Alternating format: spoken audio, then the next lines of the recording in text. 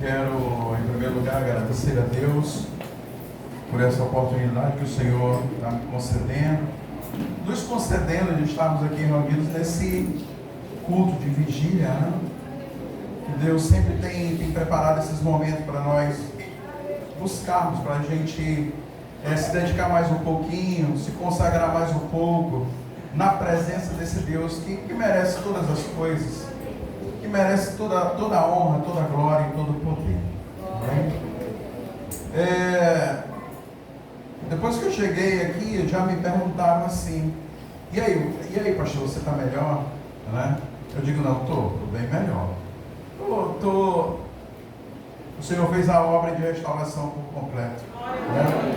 E aí, para aqueles que ainda não sabem, não estão sabendo, né, do que aconteceu, acho que mais ou menos um mês atrás, eu fiquei sabendo que o meu potássio estava baixo. Eu não sabia nem que tinha potássio, eu falei que estava baixo, né? Mas eu fiquei sabendo assim de uma maneira bem prática, né? Eu perdi minhas pernas, as forças das pernas. Eu amanheci, estava caminhando dentro de casa, de repente eu caí, escorreguei. Eu digo: não, que negócio é esse? Eu acho que eu escorreguei. A primeira queda eu achei que eu estava normal. Aí levantei, comecei a andar de novo, caí novamente. Digo: não, tem alguma coisa estranha aqui, não está certo. E aí levantei, aí comecei a andar novamente e caí outra vez. Eu digo: não, agora não está certo não. E levantava aqui com a ajuda do Felipe. E aí ele chamava: Felipe, ainda bem que o Felipe estava em casa. Felipe, vem me levantar que eu estou no chão. E aí, irmãos, resumindo, né, que eu sei que o Senhor é um testemunho, mas tem a palavra. Aí eu liguei para minha irmã. Digo: olha, vem aqui me aplicar um pouquinho, então, que eu estou muito fraco. Eu pensei que era a questão da gripe, fraqueza da gripe. Né? E isso no dia do meu aniversário. No dia do meu aniversário. E aí quando ela chegou, eu disse: olha, eu estou muito fraco. Só que eu disse para ela: eu estou sem movimento nas pernas. Não consigo mais mover minhas pernas. E isso foi aumentando essa falta de resistência das pernas. E quando ela chegou, ela não tinha movimento nenhum mais, zero movimento. Aí ela disse: vamos para o hospital, isso aqui não está normal. E aí, irmãos, mas o Senhor assim me deu uma tranquilidade, que eu não fiquei desesperado, né? Porque uma situação dessa é para você perder a paz. É isso, e eu pedi, clamei ao Senhor, e aí a gente foi. Quando chegou lá, o médico fez logo um exame de sangue bem rápido lá, e quando ele constatou que era esse potássio baixo. Diz que a média, o normal é 4, o meu estava 2. Né? E aí eu comecei logo a tomar. E nessa luta, irmãos, dessa restauração desse potássio, eu passei 9 dias internado no hospital. Né? Com essa luta para poder esse potássio regularizar. Aí vocês dizem assim, perguntam: mas o que foi que aconteceu, né? O que foi que fez esse potássio baixar? Assim, o médico, quando eu cheguei lá, ele perguntou o seguinte, até uma questão de informação para vocês, né? Para que não aconteça com vocês. Ele disse assim: tu tomou algum medicamento para Covid? Eu disse: não. Ele disse: tu não tomou nada para Covid? Eu disse: não. Eu estou com uma gripe, eu estou com Covid. E aí depois eu lembrei, né, que eu tinha chegado na casa da minha mãe, ela tinha... Mãe gosta de receitar medicação pra gente, né? A vida toda foi dessa forma. Ela disse: meu filho, tem um remédio aqui infalível. Toma 2 e amanhã de manhã toma mais 2. Aí o que a mãe da gente fala, né? Tá certo, tomei 2. No outro dia eu errei, tomei só 1. Aí irmãos, e o médico disse: olha, foi a ivermectina que você tomou que fez baixar. É um remédio que geralmente usado para piolho, para coceira, né? E as pessoas, na época do Covid, tomavam muito para Covid. E a mídia, ela divulgava essas coisas, né? Pelo menos no WhatsApp. Esses vídeos rápidos do WhatsApp, era só o que tinha, né? E aí as pessoas começaram a ter esse entendimento que a ivermectina também servia para Covid, né? E ficou assim. E como eu estava muito gripado, né? Estava dando Covid, né? E aí eu tomei, irmãos, e ele disse, olha, se tu tivesse tomado os 4, tu não estava mais aqui não, quando tu conversa. Tinha sumido. Não estava mais. Tinha baixado por completo, porque ele disse que o potássio, na verdade, é o músculo, ele faz todos os movimentos do músculo. E o coração é um músculo. Ele disse que o próximo passo das pernas era subir para o coração. Aí ele chegou e disse assim, olha, o teu estado era para ir para... A tua situação aqui era para ir para a UTI. Mas eu vou trazer os equipamentos de lá para eu ficar na observação. Aí eu ficava com aquela televisãozinha que tem o marca-passo lá do coração, né? E no outro braço tomando a injetável, o potássio, né? Mas assim, o Senhor, estou falando tudo isso, mas o Senhor me deu uma calma, irmãos, uma tranquilidade. Parecia assim que eu estava normal, era uma coisa normal, né? Aí depois que a ficha cai, né? Que eu disse, Senhor, olha o que aconteceu. E durante esses 9 dias, eu estava sabendo que a igreja estava orando, que a igreja estava clamando, estava anunciando. E, irmãos, é uma das coisas que me confortava. Né? E dizer assim, eu lembrava, eu digo, não, a igreja está orando por mim. Né? Os irmãos estavam me ligando, dizendo como é que está. Eu digo, não, estou bem, estou melhorando, só continua a oração. Não para não. Né?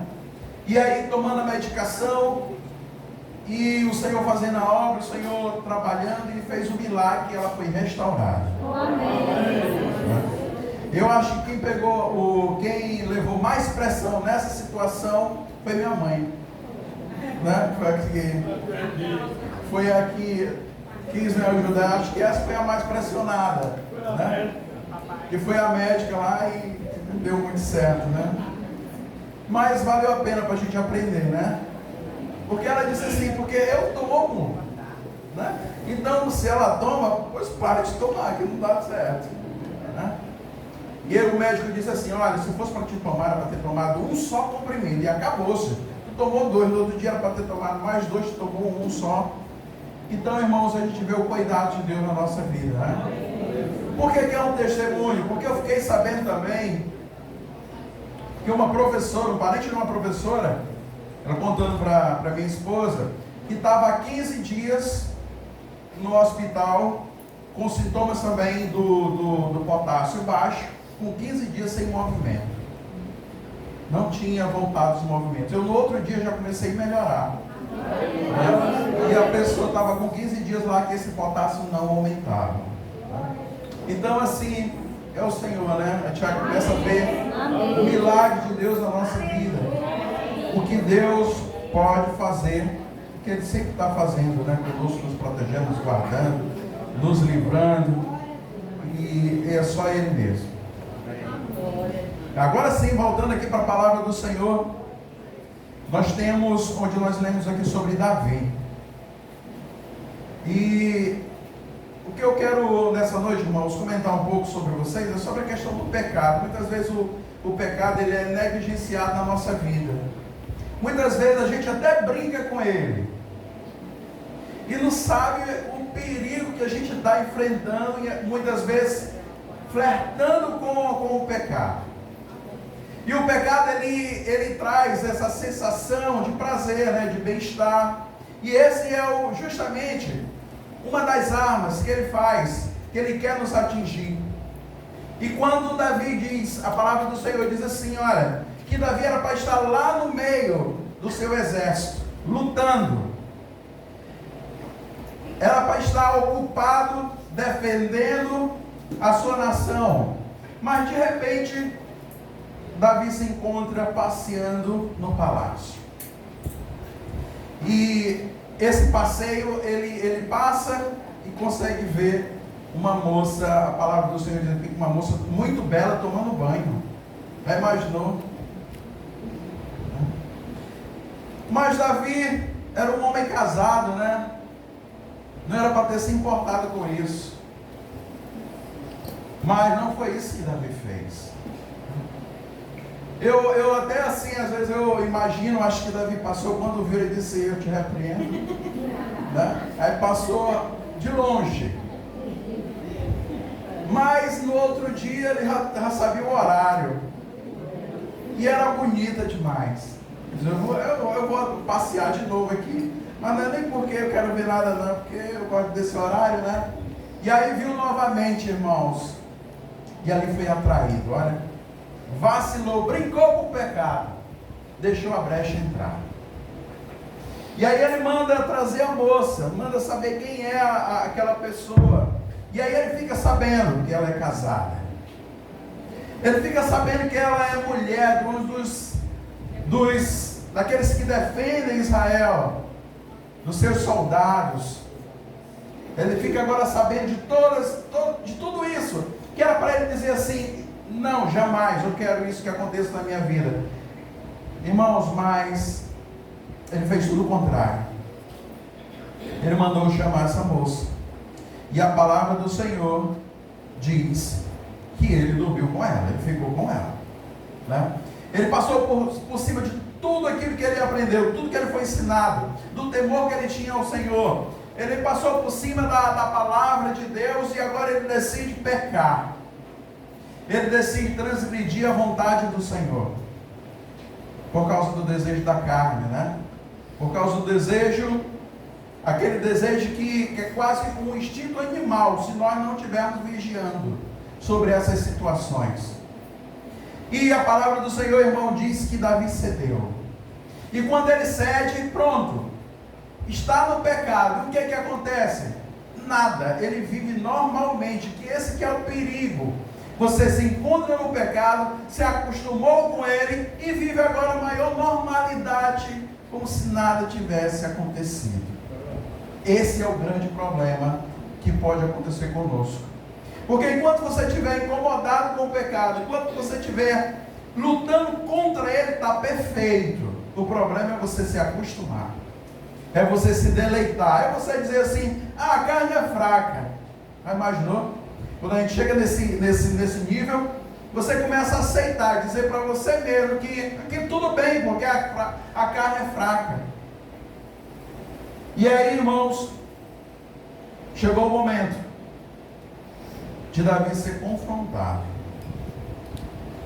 Diz que o profeta chegou até ele, o profeta Natan, e disse assim, né, disse, meu rei, eu quero te contar uma historinha, meu rei. Essa historinha aqui é muito assim, eu quero colocar para ti essa situação que está acontecendo. E aí, irmãos, o profeta começou a contar, e diz assim, olha, e disse, havia na cidade 2 homens, um homem rico e o outro pobre. O rico tinha muitíssimas ovelhas e vacas, mas o pobre não tinha coisa nenhuma, senão uma pequena cordeira, que comprara e criara. E ele tinha crescido com ele e com seus filhos igualmente, e do seu bocado comia, do seu copo bebia e dormia em seu regaço, e a tinha como uma filha. E vindo ao homem rico, um viajante, deixou este de tomar das suas ovelhas e das suas vacas, para guisar para o viajante que viera a ele. E tomou a cordeira do homem pobre, e o preparou para o homem que viera a ele. Diz que Davi, quando ouviu essa história, irmãos, que tinha um homem muito rico, que tinha vários animais, e um homem pobre também que morava lá, e disse que só tinha um animal, só tinha uma criação, e esse homem rico foi lá e tomou esse único bem que o pobre tinha, e deu para sua visita. E disse que Davi, ouvindo aquilo, disse que veio um furor, uma raiva tremenda no coração de Davi. Ele diz assim, esse homem é digno de morte, deve morrer. Já imaginou? Ele mesmo decidiu a sentença. Esse homem é digno de morte. Me diz quem é esse homem. Por isso que é interessante a psicologia, ela direciona, parece que ela tira coisas da palavra do Senhor, muitas coisas. Eu vi um psicólogo dizendo assim, não tem aquela situação que você, não é para acontecer no nosso meio, mas diz assim, eu olhei para a cara de fulano de tal, não fui com a cara dele. Não tem aquele negócio maligno, coisa do diabo, você só olhou, você não sabe quem é, eu não fui com a cara dele. Coisa do diabo, né? Pois é.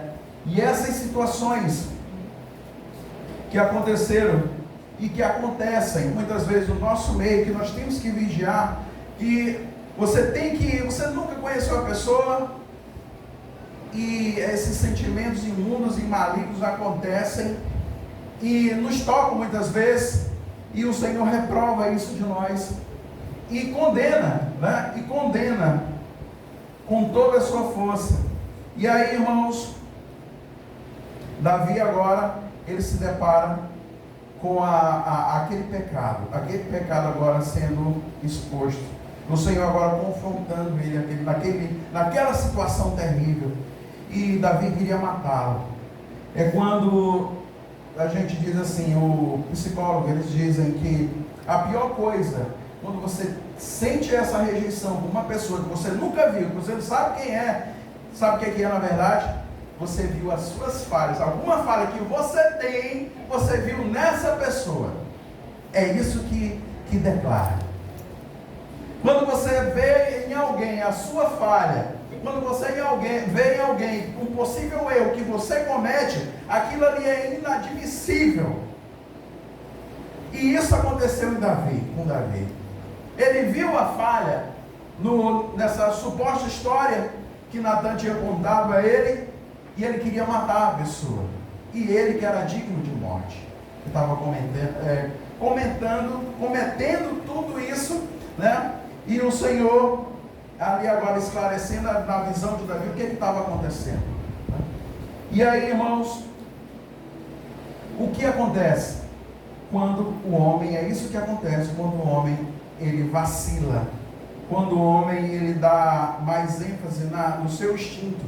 E quando ele deixa a palavra do Senhor de lado, todas essas mazelas batem na porta da pessoa, na porta dos servos de Deus. Se ele não estiver vigiando, ele cai.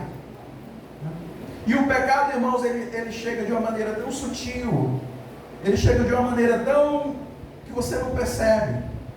Não sei se vocês já ouviram falar, eu gosto de fazer essas analogias com alguns animais.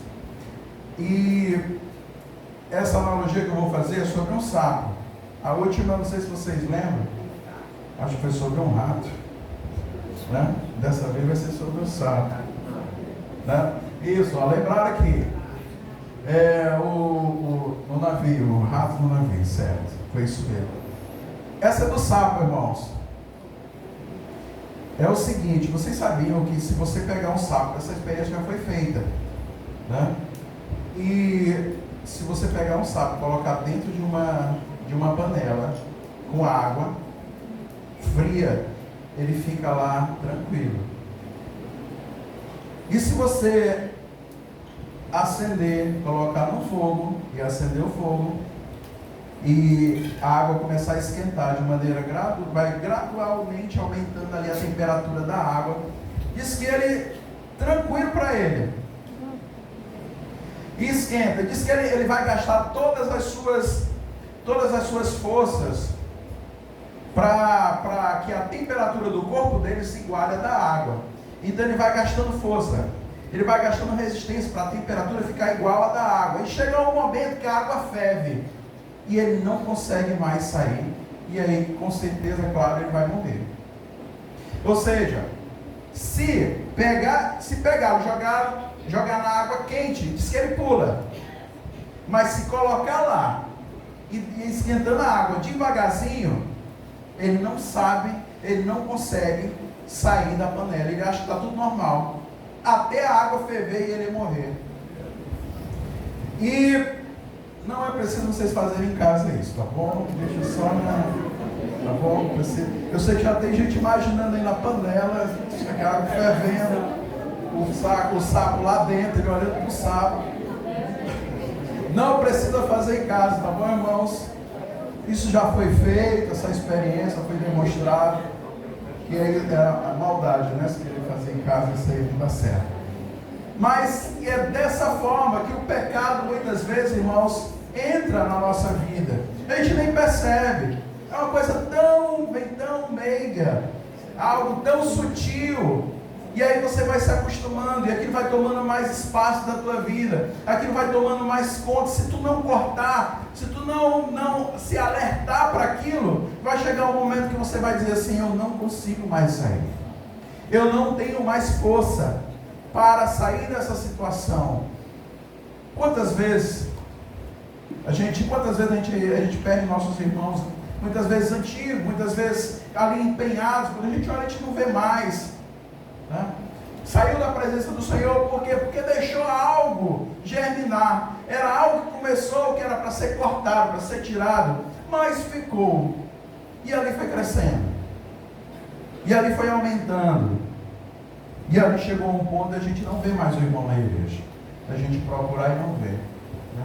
Então, irmãos, a palavra do Senhor, ela é tremenda, quando nos mostra a gente ficar atento para essas ciladas do diabo, para a gente ficar realmente ali vigiando a todo momento, porque o inimigo quer nos tirar, né? Mas a palavra do Senhor também nos dá exemplo de pessoas que resistiram ao pecado, conseguiram dizer não para o desejo da carne. E um desses exemplos é José, que todos conhecem, né? José, ele teve essa oportunidade. José passou por esse momento, por esse laço de Satanás, por essa tentação, mas ele disse: olha, eu não farei isso, eu não vou ceder ao pecado. E a palavra do Senhor diz que José era um jovem, José era muito bonito, era atraente, estava lá a esposa do seu Senhor, também uma jovem, muito bonita, mas ele disse: eu decido não cair na tentação, eu decido dizer não para o mal. Eu vou decidir. Nós temos que decidir isso todos os dias, irmãos. Eu não vou ceder, eu não vou aceitar isso germinar na minha vida. E se a gente não travar uma guerra contra o pecado, se a gente não vigiar contra as ciladas de Satanás, nós vamos cair. E só para encerrar, vou contar um testemunho para vocês. Já contei assim para poucas pessoas. Assim, para muita gente eu nunca tinha contado, não. Muitos irmãos assim. Eu vou contar para vocês, tá bom? Mas não é para estar falando, não. Tá certo? Pois tá bom. Assim que eu me casei, acho que estava com uns 8 meses de casado, né? 8 meses de casado. Essa jovem aqui estava na barriga da mãe dela ainda, que é atrás de mim. Minha esposa estava com uma barrigona, puxão. E teve um dia que eu estava sozinho em casa, e a minha esposa estava trabalhando, e a vizinha de frente mandou um recado para mim. Chegou um bilhetinho, irmãos, desse tamanho. E era bonito. Era bonito, não era feio não, porque se fosse feio não era tentação, né? Era assombração. Era bonita, né? E aí eu já na igreja, né? Quando eu peguei o papel, o que foi que eu fiz? Hã? Eu liguei. Eu liguei. Não era para ter ligado, eu liguei. Era para ter feito isso aí, ter rasgado. Ela mandou o número do telefone, né?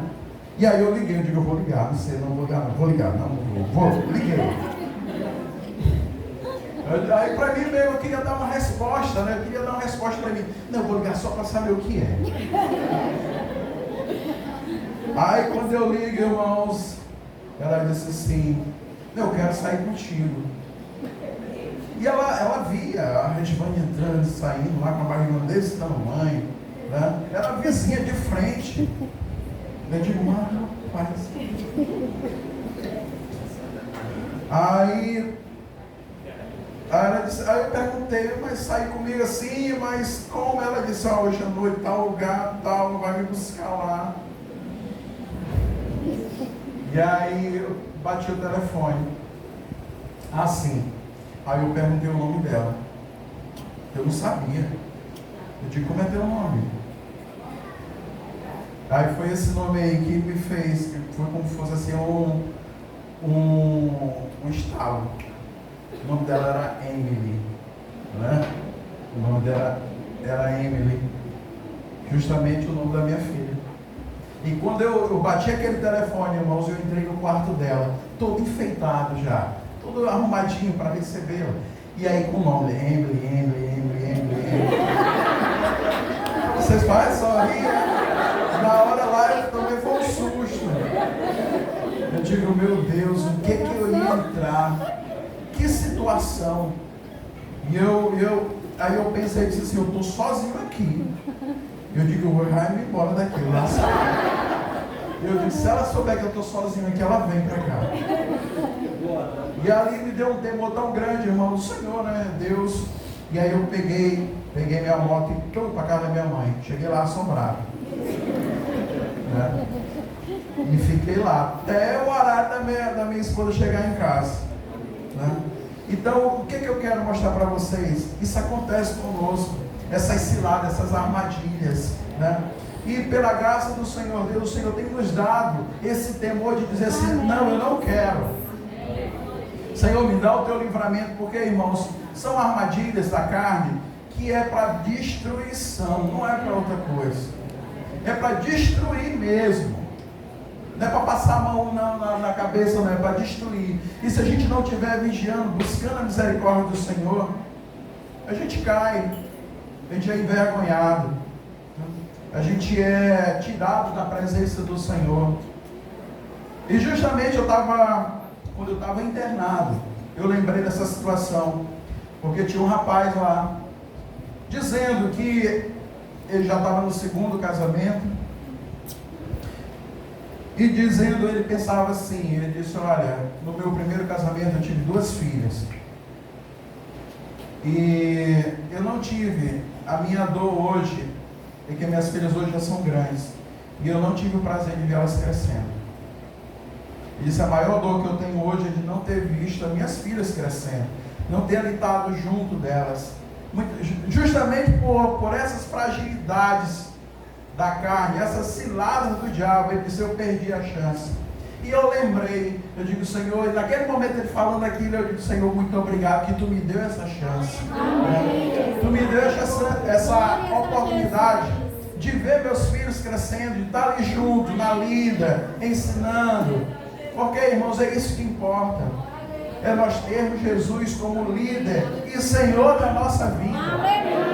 Somente dessa forma nós vamos vencer. Somente dessa forma nós vamos alcançar a misericórdia do Senhor. E ver os nossos filhos crescendo. Né? Essa semana mesmo o Felipe queria fazer a medição comigo para mostrar que ele está mais alto que eu. Né? Eu disse, tu não está, eu disse, eu estou mais alto que o Senhor, pai. Né? Levanta aí, Felipe, para pedir o que vocês acham. Está mais alto?